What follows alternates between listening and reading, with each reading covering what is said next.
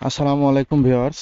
আজকে আপনাদের মাঝে যে বিষয়টি নিয়ে আলোচনা করব সেটি হলো যারা শারীরিক দিক থেকে দুর্বল বা আপনারা সহবাস করার সময় 1 থেকে 1.5 মিনিট বা 2 মিনিট বা 5 মিনিটের মধ্যে আপনাদের বীর্য বের হয়ে যায়।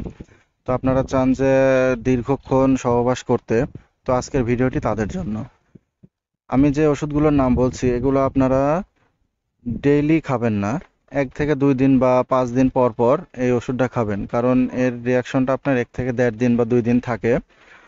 আর এই ওষুধগুলো খেলে আপনারা অনেকক্ষণ সহবাস করতে পারবেন।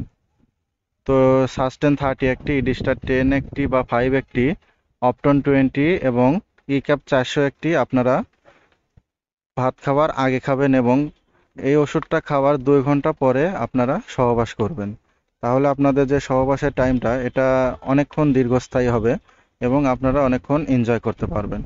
তো আজকের মতন এখানেই বন্ধুরা, আল্লাহ হাফেজ।